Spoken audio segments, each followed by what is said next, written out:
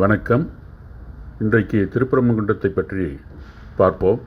திருப்பரங்குன்றம் தமிழ்நாட்டின் மதுரை நகரிலிருந்து சுமார் 8 கிலோமீட்டர் தொலைவில் பாறைகள் நிறைந்த மலைப்பகுதியில் அமைந்துள்ளது.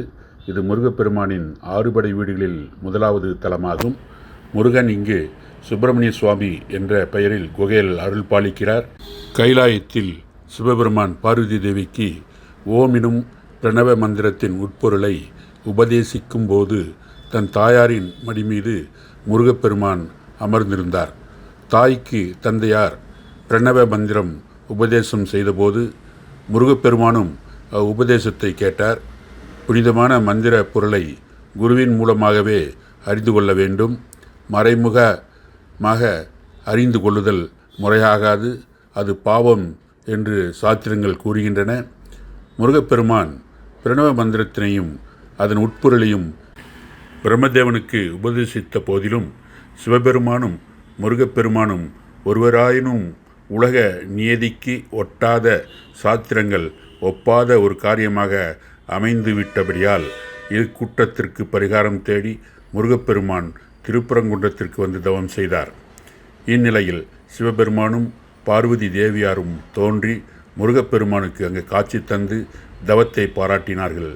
சிவபெருமான் பார்வதி தேவி இங்கு பரங்கிநாதர் என்றும் ஆவுடை நாயகி என்றும் பெயர் பெற்றார்கள். இவர்கள் காட்சியளித்த திருப்பரங்குன்றத்தில் மீனாட்சி சுந்தரேஸ்வரர் ஆலயம் இருக்கிறது.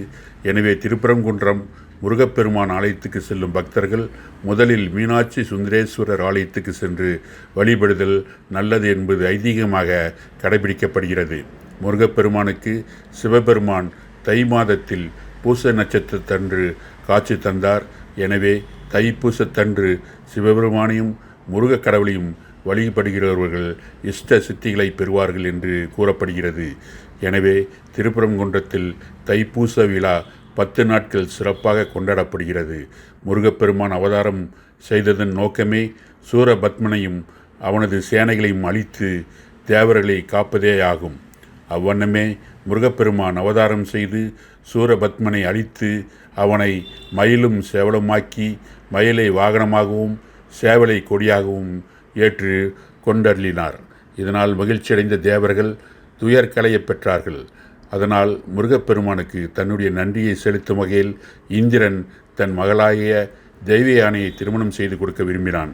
இதன்படி முருகன் தெய்வயானை திருமணம் இந்த திருப்பரங்குன்றத்தில் நடந்தது.